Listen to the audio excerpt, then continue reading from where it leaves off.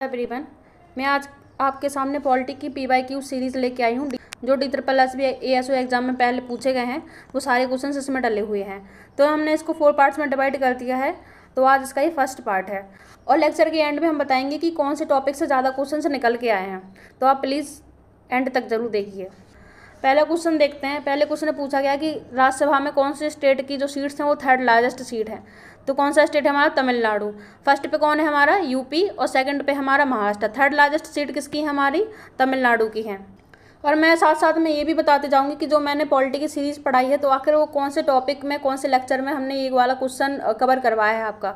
तो जो शेड्यूल वाला टॉपिक पढ़ाया था हमने आपको, शेड्यूल वाले टॉपिक में हमने आपको ट्रिक के साथ ही आपको सिखाया था। दूसरा क्वेश्चन पूछा गया है कि इनमें से जो 4 ऑप्शंस दिए गए हैं इनमें से कौन से ऑप्शन में जो यूटीज दी गई हैं उन यूटीज का जो हमारी राज्यसभा है उसमें रिप्रेजेंटेशन नहीं है। तो कौन सी यूटी में रिप्रेजेंटेशन नहीं है? हमारा दादर एंड नागर हवेली है। यहाँ पे दादर एंड नागर हवेली, लक्षद्वीप एंड चंडीगढ़ में रिप्रेजेंटेशन नहीं है। बाकी सब जो ऑप्शंस दिए गए हैं इसमें पुडुचेरी लिखा हुआ है। पुडुचेरी और पुडुचेरी। हमने आपको लेक्चर में बताया था कि 8 में से जो 3 हमारी यूटीज हैं उनको राज्यसभा में रिप्रेजेंटेशन दिया गया है। वो कौन कौन सी यूटी हमारी? एक तो दिल्ली हो गई, दूसरी हमारी पुडुचेरी हो गई और तीसरी हमारी जम्मू कश्मीर। इन तीनों का रिप्रेजेंटेशन हमारे राज्यसभा में है। ये वाला कौन से लेक्चर में देखने को मिल जाएगा आपको? पार्लियामेंट का जो लेक्चर है उसमें आपको इस टॉपिक से रिलेटेड आपको आंसर मिल जाएगा। नेक्स्ट क्वेश्चन पूछा गया है कि जब 1857 का रिवोल्ट हो रहा था उस टाइम पे हमारे कंट्री में गवर्नर जनरल कौन थे? तो आंसर क्या है इसका? Lord Canning. इसको हमने आपको कैसे याद करवाया था कि उनके पास पोटेंशियल थी नहीं हमारे गवर्नर जनरल के पास, लेकिन वो कनिंग तरीके से, क्लेवर तरीके से गवर्नर जनरल बन गए। तो कनिंग से कैनिंग याद करवाया था आपको। ये कौन से टॉपिक में आपको याद करवाया था? हिस्टोरिकल बैकग्राउंड वाली वीडियो देखना, हिस्टोरिकल बैकग्राउंड में आपको ये पढ़ाया था हमने। नेक्स्ट क्वेश्चन है कौन से शेड्यूल में बताया गया है जो पार्लियामेंट के मेंबर्स हैं उनकी डिस्क्वालिफिकेशन के बारे में on the ground of defection. तो ये तो हमने आपको रटवाया था कि 10th शेड्यूल में। ये शेड्यूल वाला टॉपिक देखो आपको, उसमें आंसर मिलेगा इसका। मैं क्यों कह रही हूँ कि आप थ्योरी पढ़ो, लेक्चर देखो, सीरीज देखो, क्योंकि जो सेम क्वेश्चन उन्होंने पूछा है सेम क्वेश्चन तो मुश्किल से ही आने वाला है। अगर 100 क्वेश्चन पूछे तो कितने question as it is repeat हो जाएंगे? 2 क्वेश्चन हो जाएंगे, 3 हो जाएंगे, लेकिन थीम रिपीट होती है, हमारी थीम रिपीट होती है। पिछली बार मान लो उन्होंने 10th शेड्यूल का पूछ लिया तो हो सकता है कि इस बार वो 1st शेड्यूल का पूछ लें। तो 10th शेड्यूल का जो आप देख रहे हो इसमें, इससे जरूरी नहीं है कि 10th शेड्यूल का अब भी पूछें, लेकिन शेड्यूल से जरूर क्वेश्चन पूछेंगे। तो इसलिए आपको थ्योरी पढ़ना बहुत जरूरी है। नेक्स्ट क्वेश्चन है कि देखो इसमें रिसेंटली वर्ड लिखा है, मतलब ये 2019 का एग्जाम है। तो उस टाइम पे ये वाला बिल पास हुआ था और जब बिल पास हो जाता है, प्रेसिडेंट की एसेंट मिल जाती है तो उसको एक्ट बना दिया जाता है। तो ये एक तरीके से करंट अफेयर्स का क्वेश्चन है, क्योंकि अब जो पढ़ोगे इसको तो ये हमारा एक्ट बन चुका है। तो पूछा है कि 124th कॉन्स्टिट्यूशनल अमेंडमेंट बिल किससे रिलेटेड था और जो ये पास हुआ था हमारा। तो ये EWS कैटेगरी को 10% रिजर्वेशन मिलाता है एजुकेशनल इंस्टीट्यूशन में और पब्लिक एम्प्लॉयमेंट में। एक हमने आपका इम्पोर्टेंट कॉन्स्टिट्यूशनल अमेंडमेंट का लेक्चर लिया था। जितने भी कॉन्स्टिट्यूशनल अमेंडमेंट हुए हैं हमारे कॉन्स्टिट्यूशन में हमने सब करवाए थे आपको, और ट्रिक के साथ उनको लर्न भी करवाया था। आप प्लीज़ वो लेक्चर जरूर देखिए। नेक्स्ट क्वेश्चन है कि जो NDMA है हमारा वो कौन सी मिनिस्ट्री के अंदर आता है? NDMA मतलब नेशनल डिजास्टर मैनेजमेंट अथॉरिटी। तो हमारा होम अफेयर्स में आता है। ये वाला टॉपिक आपको किस में मिलेगा? जो नॉन कॉन्स्टिट्यूशनल बॉडीज हमने आपको पढ़ाई हैं, नॉन कॉन्स्टिट्यूशनल बॉडी में हमने आपको पढ़ाया था NDMA के बारे में। तो आप वो लेक्चर जरूर देखो। नेक्स्ट क्वेश्चन फिर से उन्होंने शेड्यूल के बारे में पूछा कि कौन से शेड्यूल में ओथ और अफर्मेशन के बारे में दिया गया है। तो कौन से शेड्यूल में? हमारे 3rd शेड्यूल में। प्लीज़ अगेन शेड्यूल वाला टॉपिक देखो, हमने आपको ट्रिक से सिखाया था TS of old prime minister, उसके बारे में डिटेल्स भी पूछी गई थी। क्योंकि अब 2019 से 2026 आ गया, आपका 6-7 साल का डिफरेंस आ गया है। तो अब वो लेवल बढ़ाएंगे क्वेश्चन का। पहले उन्होंने सिर्फ शेड्यूल पूछे हैं, आर्टिकल नंबर पूछे, हो सकता है इस बार थोड़ा डिटेल में पूछ लें। नेक्स्ट क्वेश्चन है कि हमारे पहले डिप्टी स्पीकर कौन बने थे लोकसभा के? तो कौन बने थे? M.A. अयंगर बने थे। अब ये क्वेश्चन हमने नहीं करवाया ऑनेस्टली, बट ये काइंड ऑफ स्टैटिक जीके का क्वेश्चन है। तो स्टैटिक जीके में कौन फर्स्ट बना, कौन लास्ट बना हमारी कंट्री में, कौन फर्स्ट वुमेन, कौन फर्स्ट मैन, तो ये सब हम करवाएंगे वहाँ पे आपको। नेक्स्ट क्वेश्चन पूछा गया है कि सुप्रीम कोर्ट का जज बनने के लिए आपको कितने ईयर्स के लिए हाई कोर्ट में प्रैक्टिस करते रहना चाहिए एडवोकेट के रूप में? तो कितना है? 10 ईयर्स है। तो जो सुप्रीम कोर्ट वाला हमने आपको टॉपिक करवाया था उसमें हमने आपको ये सब बताया था, क्वालिफिकेशन सुप्रीम कोर्ट की जज की। नेक्स्ट क्वेश्चन में पूछा गया है कि इलेक्शन कमीशन ऑफ इंडिया का आर्टिकल नंबर क्या है? तो आर्टिकल नंबर क्या है हमारा? 324 है। ये हमने आपको जो कॉन्स्टिट्यूशनल बॉडीज का चैप्टर था उसमें करवाया था। जितने भी कॉन्स्टिट्यूशनल बॉडी से रिलेटेड आर्टिकल है वो सब आपके लिए बहुत इंपॉर्टेंट है, एग्जाम में पहले पूछे गए, अब भी पूछ सकते हैं। तो प्लीज़ ये वाला लेक्चर जरूर देखिए। नेक्स्ट क्वेश्चन है, उस टाइम पे जब एग्जाम हुआ था ये, उस टाइम पे आंध्र प्रदेश में रिसेंटली हाई कोर्ट बना था, तो उन्होंने पूछ लिया था कि हाई कोर्ट जो आंध्र प्रदेश में बन गया उसके बाद अब total number of high courts कितने हो चुके हैं, तो हमारे कितने हो गए 25। अभी भी 25 है। हाई कोर्ट वाले टॉपिक में हमने करवाया था आपको, बाकी क्या हाई कोर्ट्स की कुछ कुछ स्पेशलिटी हैं अलग से, हमने वो भी करवाई थी आपको।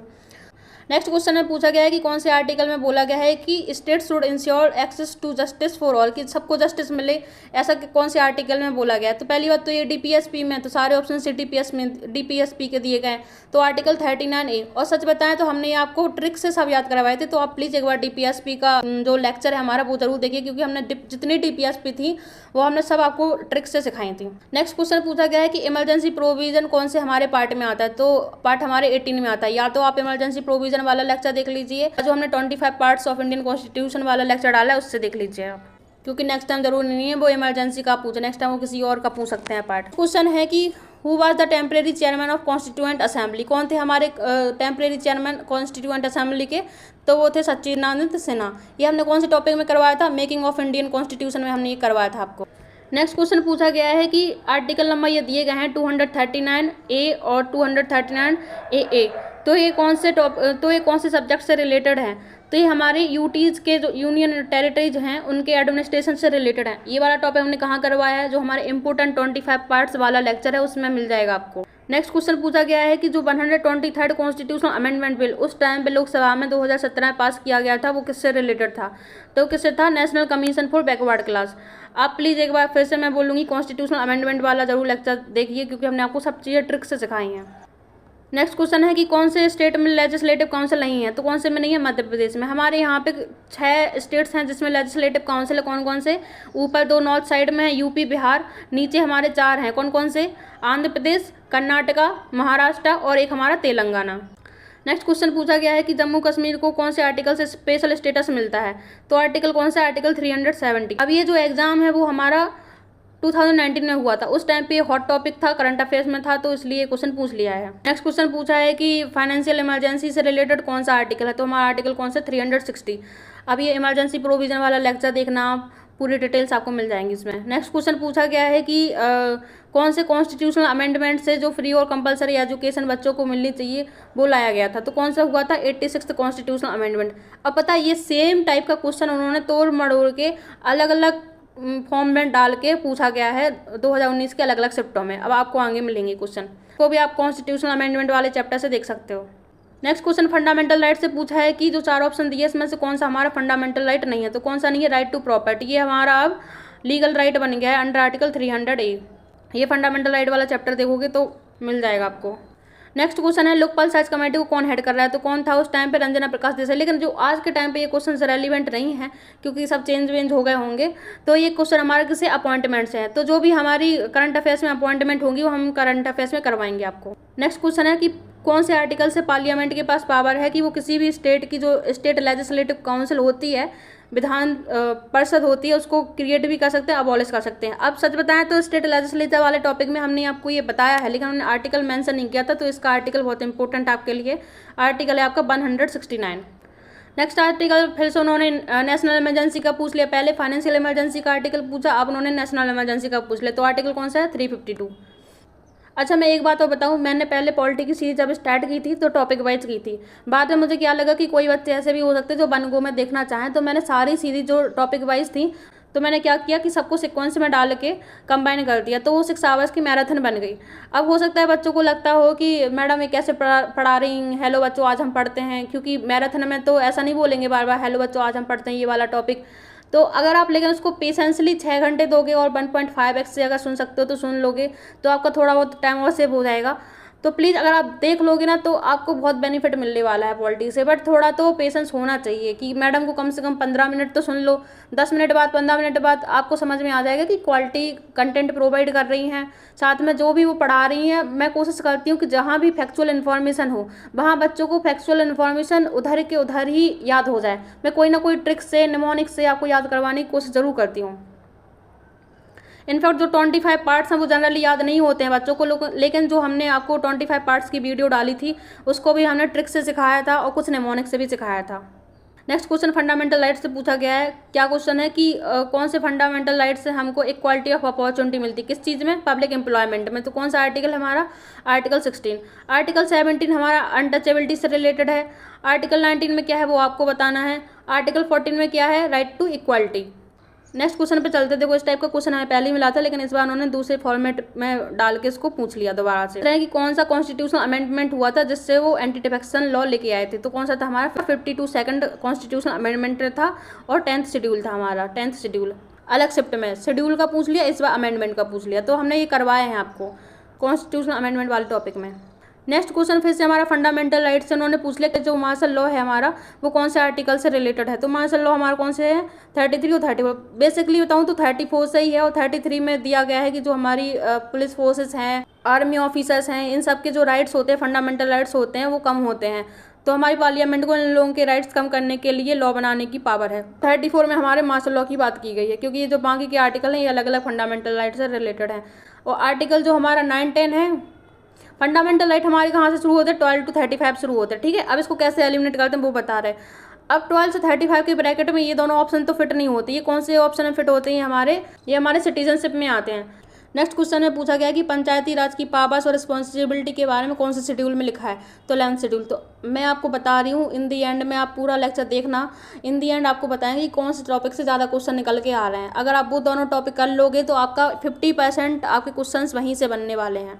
नेक्स्ट क्वेश्चन पूछा गया है कि कौन से कॉन्स्टिट्यूशनल अमेंडमेंट से सोशलिस्ट टर्म हमारे कॉन्स्टिट्यूशन में ऐड किया गया था। तो पहली बात कहाँ किया गया था, सोशलिस्ट बाय डेट प्रियम्बल में किया था। कौन से अमेंडमेंट से, 42nd अमेंडमेंट से। ये आप अमेंडमेंट वाले चैप्टर में देखना। फिर नेक्स्ट क्वेश्चन है कि इनमें से कौन मैच नहीं कर रहा। अच्छा, आर्टिकल 26 हो गया, 21 हो गया, 15 हो गया, 29, ये कहाँ आते हैं, हमारे फंडामेंटल राइट में आते हैं। तो इसका टॉपिक कहाँ मिलेगा आपको, फंडामेंटल राइट में मिलेगा। अब आप ये डी वाला ऑप्शन देखो, इसमें बोला गया है कि equality of opportunity in matter of public employment. अब आपको बताओ, हमने आपको सेम आर्टिकल थोड़ी देर पहले बताया था कि इसका आर्टिकल 16 है।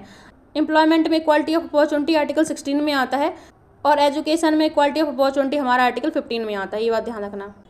नेक्स्ट क्वेश्चन में पूछा गया कि कौन से स्टेट में सबसे कम नंबर ऑफ हमारे एमएलए हैं, मतलब एमएलए की सीट सबसे कम है, कौन से स्टेट में। तो कौन से में, हमारे पुडुचेरी में। पुडुचेरी में कितने हैं, हमारे 30 एमएलए की सीट्स हैं। दिल्ली में हमारे 70 हैं, और मेघालय में 60 और नागालैंड में 60 हैं हमारे। तो इसको भी हमने आपको ट्रिक से याद करवाया था स्टेट लेजिस्लेचर वाले टॉपिक में। तो आप स्टेट लेजिस्लेचर का सिर्फ और सिर्फ 12 मिनट का आपका लेक्चर है, ये 12 मिनट में आप देख लो ये सब। नेक्स्ट क्वेश्चन में पूछा गया कि जो हमारी LM सिंघवी कमेटी थी, राजीव गांधी द्वारा अपॉइंटेड, वो किस चीज़ से रिलेटेड थी। तो वो थी हमारी पंचायती राज इंस्टीट्यूशन से। तो पंचायती राज इंस्टीट्यूशन से एक्चुअली बहुत सारी कमेटी हमारी रिलेट करती है। जैसे कि एक तो LM सिंघवी कमेटी हो गई, दूसरी हमारी अशोक मेहता कमेटी हो गई, फिर हमारी एक बलवंत राय मेहता कमेटी है, एक हमारी GVK राव कमेटी है, GVK राव कमेटी है, और एक हमारी गढ़गल कमेटी है। एक गढ़गल कमेटी हमारी एनवायरनमेंट से भी रिलेटेड है। तो ये 4-5 जो कमेटी हैं वो हमारी पंचायती राज इंस्टीट्यूशन से रिलेट करती हैं। LM सिंघवी कमेटी अपने आप में ही इंपॉर्टेंट है, क्योंकि इसने बोला था कि जो पंचायत वगैरह है इनको कॉन्स्टिट्यूशनल स्टेटस मिलना चाहिए, मतलब इनको कॉन्स्टिट्यूशन में लाना चाहिए। नेक्स्ट क्वेश्चन पूछा गया है फंडामेंटल ड्यूटीज से कि फंडामेंटल ड्यूटीज का पार्ट क्या है। तो पार्ट 4 है। या तो देखो आप फंडामेंटल ड्यूटीज का ही लेक्चर ले लो, या तो आप पार्ट का लेक्चर ले लो, क्योंकि बाहर भी मिल जाएगा आपको और फंडामेंटल ड्यूटीज से ही मिल जाएगा।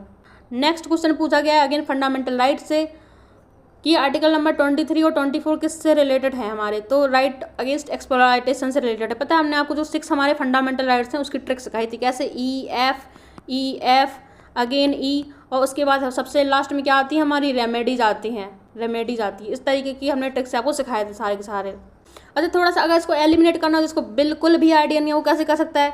हमने कॉन्स्टिट्यूशनल रेमेडीज का बताया था कि सबसे एंड में ही सब चीज़ों की रेमेडीज मिलती। तो आर्टिकल 32 था हमारा।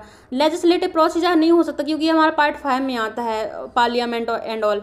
तो ये हमारे फंडामेंटल राइट से पूछे गए, मतलब पार्ट 3 से पूछे गए हैं। राइट टू इक्वालिटी हमारी 14 to 18 के बीच में आती है आर्टिकल के। तो अब क्या बचा, हमारा राइट अगेंस्ट एक्सप्लॉयटेशन ही बचा है।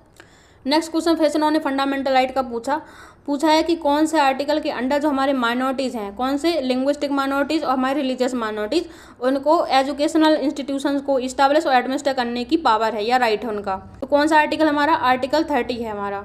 अब आर्टिकल 33 और 34 से रिलेटेड उन्होंने पहले ही क्वेश्चन पूछ लिया। 33 में क्या है हमारा, 33 में फंडामेंटल राइट्स को कम करने की बात की गई है।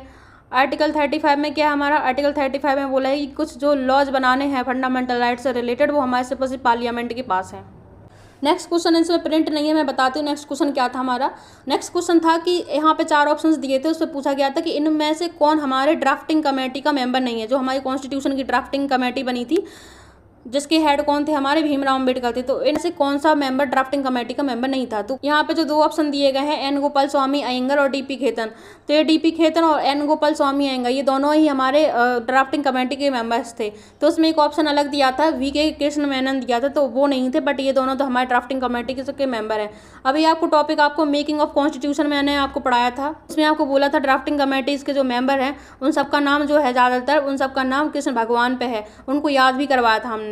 और ये भी बताया था कि डीपी खेतन को रिप्लेस किसने किया था, क्यों किया था, उन सबका रीज़न ही बताया था। नेक्स्ट क्वेश्चन हमारे हिस्टोरिकल बैकग्राउंड वाले टॉपिक से पूछे गए हैं। और मैं एक बात बताऊँ, मैंने जितने भी सीरीज डाली है, जितने भी इम्पोर्टेंट टॉपिक हैं, जैसे कि हिस्टोरिकल बैकग्राउंड हो गया हमारा, 25 पार्ट्स वाली जो वीडियो हो गई, वो शेड्यूल्स हो गए, भाई इन लोग ये वाले टॉपिक से कम व्यूज़ आए हैं मुझे, और DPSP से मुझे बहुत सारे व्यूज़ आए हैं। मुझे समझ नहीं आ रहा कि भाई जो इंपॉर्टेंट है आपके एग्जाम के लिए, रेलिवेंट है, आप वो क्यों नहीं देख रहे हो, उसमें व्यूज़ मुझे क्यों नहीं मिल रहे हैं। एनीवेज मैं बताती हूँ। नेक्स्ट क्वेश्चन पूछा गया हिस्टोरिकल बैकग्राउंड से, उन्होंने पूछा है कि कौन सा हमारा एक्ट आया था जिससे हमारी जो ईस्ट इंडिया कंपनी थी उसके जो मोनोपोली थी इंडिया में ट्रेड करने की, वो ख़त्म हो गई थी। तो कौन सा था हमारा, चार्टर एक्ट ऑफ 1813। लेकिन जो इंडिया में टी से रिलेटेड ट्रेड करना था उसको मोनोपोली तब भी थी कि चाय से रिलेटेड वो इंडिया के अंदर ट्रेड कर सकता है और चाइना के साथ भी ट्रेड कर सकता है, लेकिन ये वाली मोनोपोली भी उसकी ख़त्म हो गई थी। कौन से एक्ट में, 1833 का जो एक्ट आया था उसमें ख़त्म हो गई थी। अब ये वाला जो क्वेश्चन है, उन्होंने 1000 तरीकों से उन्होंने पूछ लिया इस क्वेश्चन को। पहले पूछ लिया 86 कॉन्स्टिट्यूशनल अमेंडमेंट, फिर पता नहीं क्या क्या पूछ लिया, लेकिन सेम क्वेश्चन को 2-4 बार तरीके से पूछा। अब आप मेरे लेक्चर लोगे या एक वन गो में आप मेरा पूरा मैराथन देख लोगे, इसके पूरा कॉन्सेप्ट आपका क्लियर हो जाएगा कि एक्चुअल हुआ क्या था। अदरवाइज अगर आपको ऐसे ही देखना है तो कॉन्स्टिट्यूशनल अमेंडमेंट वाला जो टॉपिक देखो, उसमें 86 कॉन्स्टिट्यूशनल अमेंडमेंट में सारी चीज़ें आपको एक साथ मिल जाएंगी, रटवाई थी इनफैक्ट हमने। तो पूछा कि जो हमारा आर्टिकल 45 है और आर्टिकल 21A है वो कौन से जो सब्जेक्ट्स यहाँ पे दिए गए हैं उससे रिलेटेड है, तो ये एजुकेशन से है। नेक्स्ट क्वेश्चन देखते हैं। ये वाला क्वेश्चन थोड़ा सा इंटरेस्टिंग है। इसमें पूछा गया है कि ऐसे हमारे कंट्री में कौन से प्रेसिडेंट थे जो प्रेसिडेंट बनने से पहले वाइस प्रेसिडेंट नहीं बने, मतलब वो कभी वाइस प्रेसिडेंट नहीं बने। और यहाँ पे जो 3 ऑप्शन दे रखे होंगे वो उन प्रेसिडेंट के नाम है जो प्रेसिडेंट बनने से पहले वाइस प्रेसिडेंट भी थे। तो जो वाइस प्रेसिडेंट कभी नहीं बने और प्रेसिडेंट ही रहे वो कौन से थे, हमारे ज्ञानी जेल सिंह। बट इन 3 के अलावा और भी हमारे कुछ प्रेसिडेंट थे जो प्रेसिडेंट बनने से पहले वाइस प्रेसिडेंट थे। उनका नाम क्या क्या है, doctor Shankar Dayal Sharma, R Venkataraman, KR Narayan, Mohammad Hamid Ansari. तो ये 4 प्रेसिडेंट और थे इन तीनों के अलावा, सर्वपल्ली राधाकृष्णन, VV गिरी और जाकिर हुसैन के अलावा, जो प्रेसिडेंट बनने के पहले वाइस प्रेसिडेंट थे हमारे कंट्री के।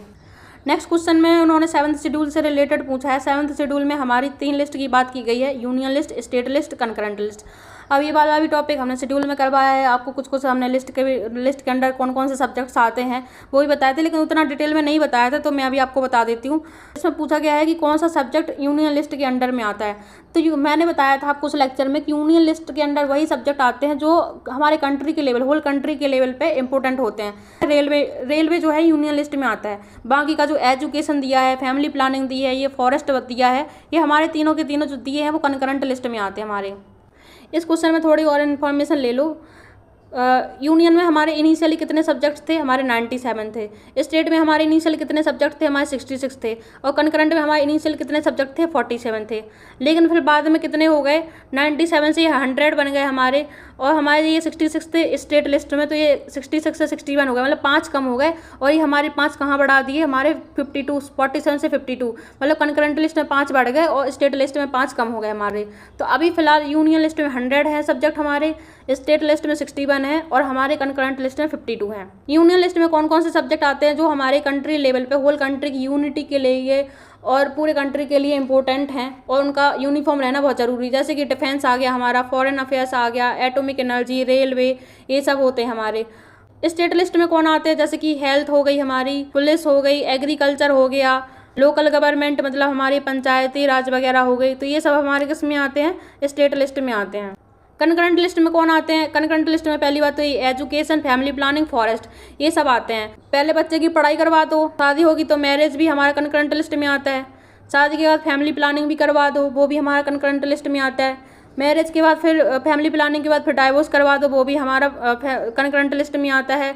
डाइवोर्स के बाद मान लो अडॉप्शन करवाना है, बच्चे को अडॉप्ट करवाना है, तो वो भी हमारा कंकरेंट लिस्ट में आ गया।